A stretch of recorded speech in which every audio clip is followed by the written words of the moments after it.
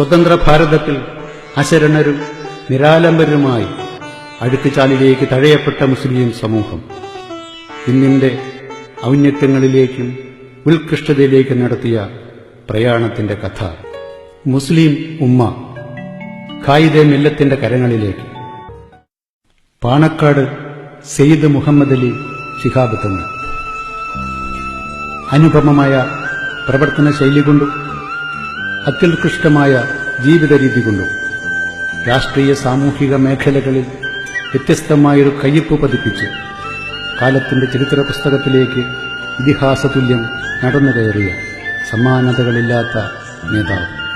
ഇന്നലെ രാത്രി അങ്ങാടിയിൽ ഇപ്പൊ എന്താ നടന്നത്? അടിയും പിടിയൊക്കെ ഉണ്ടായിന്ന് കേട്ടല്ല. എന്താപ്പ പ്രശ്നം? വെറുതെ സൊറ കളിച്ചിട്ട് ആർക്കെങ്കിലും എന്തെങ്കിലും പറ്റിപ്പോയാൽ കേസും കൂട്ടുകാട്ടെ അതിന്റെ വയ്യാതെ നടന്നാ തീരൂല. മോനറിയോ ഈ പാപ്പന്റെ പേര്? നിങ്ങളും നിങ്ങളൊരു സമുദായക്കാരും അല്ലാ, സമുദായത്തിന്റെ പേരും പറഞ്ഞു സമുദായത്തിനും സമൂഹത്തിനും എന്താ നിങ്ങൾ ചെയ്തത്?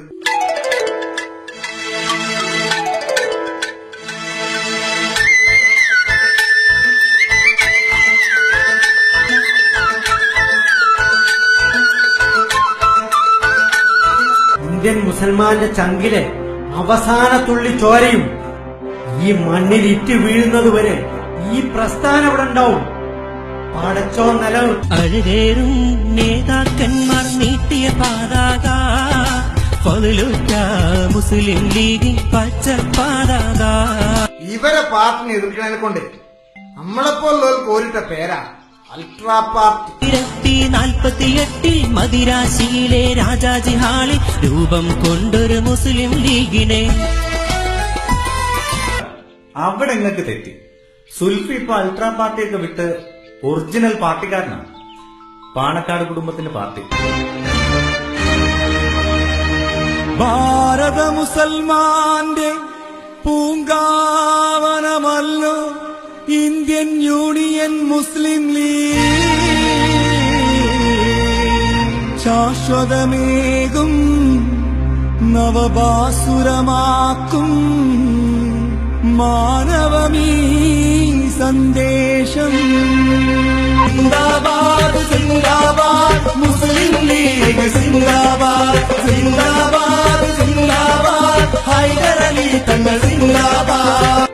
1979 ഒക്ടോബർ 12 ചരിത്രത്തിൽ ആദ്യമായി ഒരു മുസ്ലിം ലീഗുകാരൻ കേരള സംസ്ഥാനത്തിന്റെ സിംഹാസനങ്ങളിലേക്ക് നടന്നു കയറുന്നതിന് കേരള ജനത സാക്ഷ്യം വഹിച്ചു.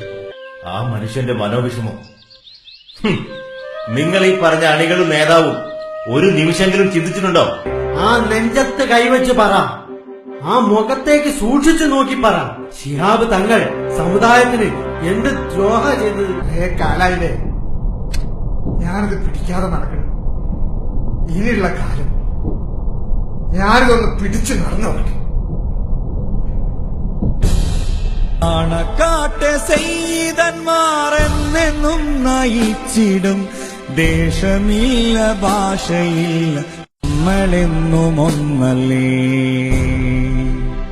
കാലപ്രവാഹത്തിന്റെ പരിണാമങ്ങളെ മൈലുകൾക്കപ്പുറത്തു നിന്ന് നോക്കിക്കണ്ട മഹാരഥന്മാർ സ്നേഹലാളനകൾ നൽകി പോറ്റി വളർത്തിയ ഈ പ്രസ്ഥാനത്തെ ഇന്ന് നയിക്കുന്നത് കരുണാമയനായ അള്ളാഹു നിയോഗിച്ച സകല സൃഷ്ടിജാലങ്ങൾക്കും കാരുണ്യവാനായ മുത്തനബിയുടെ പേരക്കുട്ടികളായ മഹാമനീഷികളാണ്. ഈ സമുദായം നെഞ്ചേറ്റിയ, ഈ സമുദായത്തെ സദാസമയവും സേവിക്കുന്ന ത്യാഗ്യവര്യന്മാർ ഈ പ്രയാണത്തിന് നേതൃത്വം നൽകുമ്പോൾ നമ്മൾ പിന്നെ മറ്റെവിടെ പോകാനാണ്?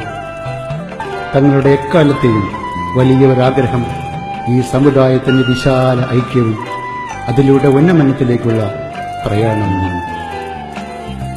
നമ്മുടെ സമുദായം ഈ ഭിന്നത അവസാനിപ്പിച്ച് ഒറ്റക്കെട്ടായി മുന്നോട്ട് പോകണം. ഒരു പ്രസ്ഥാനത്തിൽ പ്രവർത്തിക്കണം. അതാണ് ഏറ്റവും നല്ല പ്രവർത്തനം. അത് പരസ്പരം ചിന്തിക്കാതെ വിഭജിക്കാതെ ഏകോദര സാധനത്തെ ജീവിക്കുവാനാണ് ഇസ്ലാം പറഞ്ഞിട്ടുള്ളത്. ആ സന്ദേശം മുന്നോട്ട് പോകാനാണ് ആഗ്രഹിക്കുന്നത്. നമ്മൾ നിസ്കരിക്കണം. അതിലൂടെ മാത്രമേ നമുക്ക് രക്ഷയുള്ളൂ. നിസ്കരിക്കാത്തവനെ മുസ്ലിം ലീഗിന് ആവശ്യമില്ല. അള്ളാഹുവിന് നന്ദി ചെയ്യാൻ കഴിയാത്തവന് സമുദായത്തിനൊന്നും ചെയ്യാൻ കഴിയില്ല.